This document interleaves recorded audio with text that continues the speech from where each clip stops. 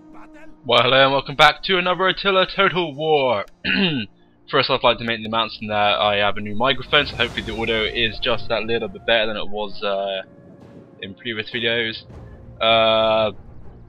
Been busy with college lately and all of that, assignments and all that crap, so this has been a lot more delayed than I actually wanted to. Same with Total War TV, if you're watching from there. We do have the video set up.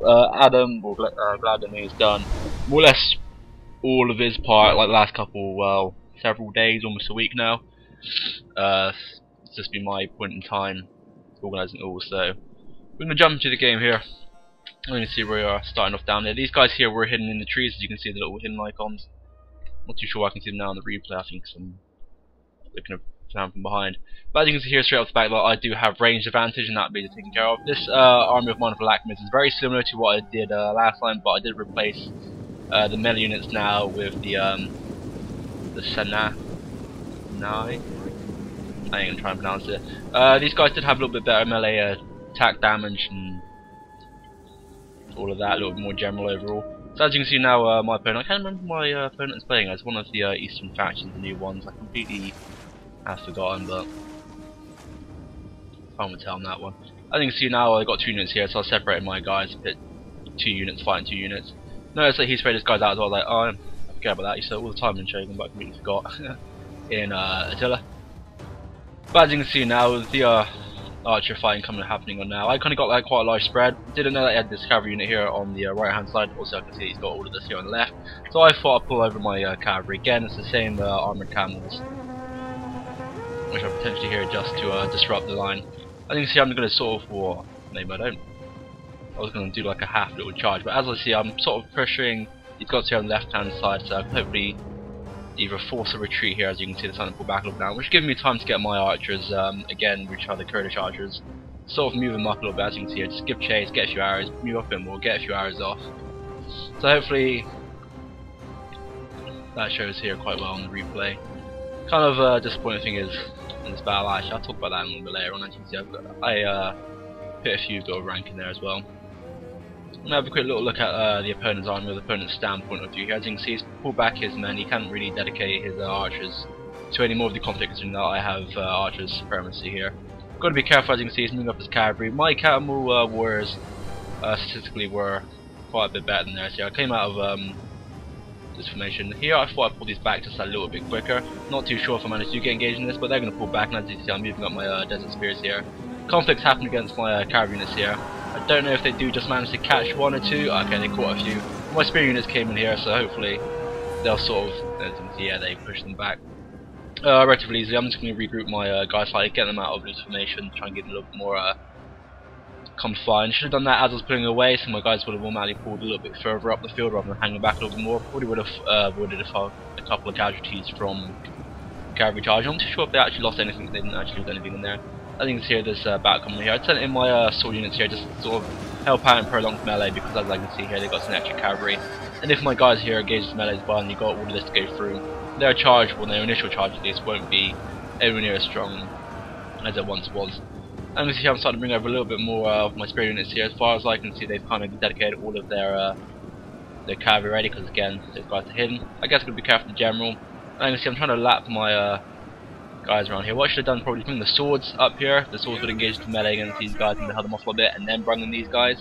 I think here also I've kind of got a couple extra melee units, I guess, to help them that. General bring up close by to get my little sphere of influence there to try and get them just bolstered up and morale a little bit.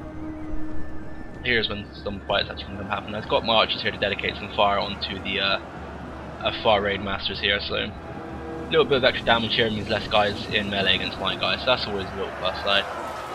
Looking back on it, I would have run my older units, not some older units, just a little bit there. Here I kind of got that a little bit caught out. I tried to bring up my Shanghai melee infantry here to fight against that. Some fire arrows here hitting into my German unit, that's got to be careful of.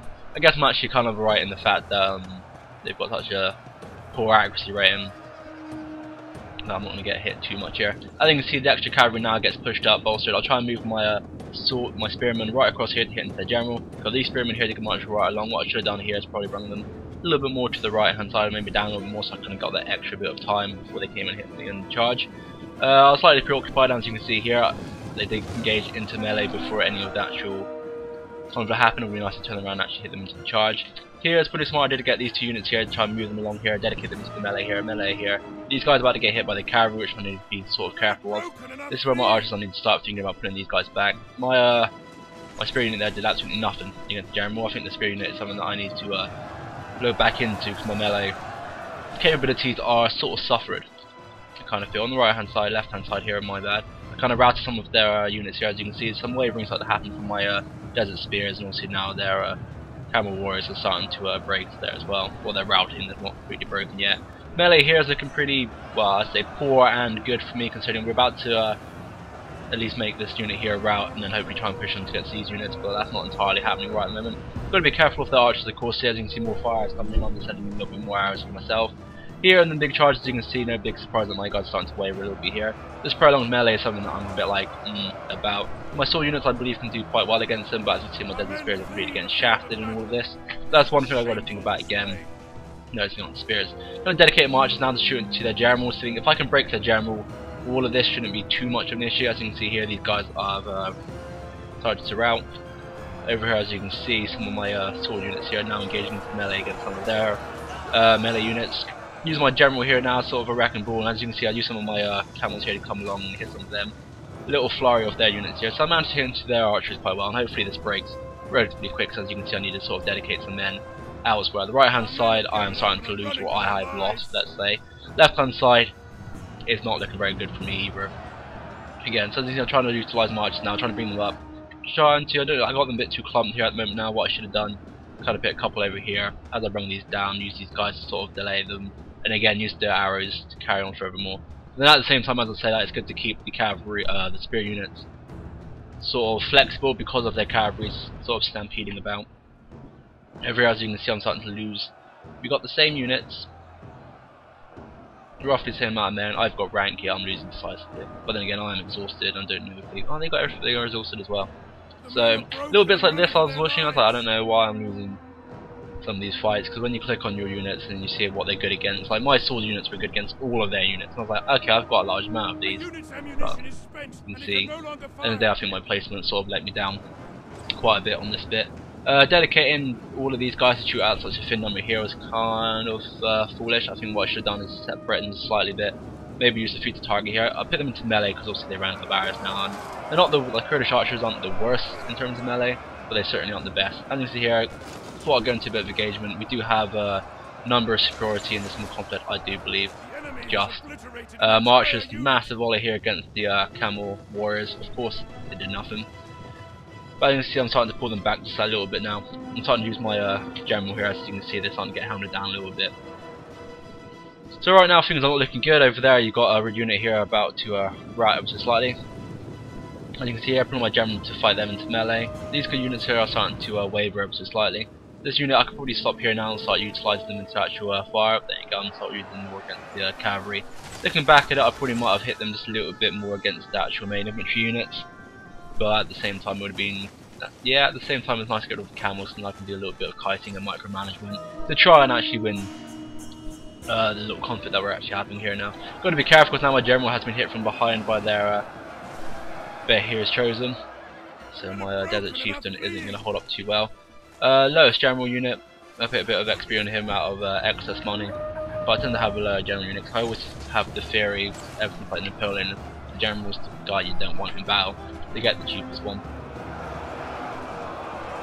And you can see here as well, my Kurdish archers are surprisingly holding this little bit of line here relatively nicely. As you can see, they're starting to waver. Sending in my guys now just as pure melee because everything now is kind of gone a little bit tipped up. My general has been killed, which means these guys are starting to waver, these guys are completely broken, and now these guys are starting to waver, and he's still got a fairly decent amount of men left.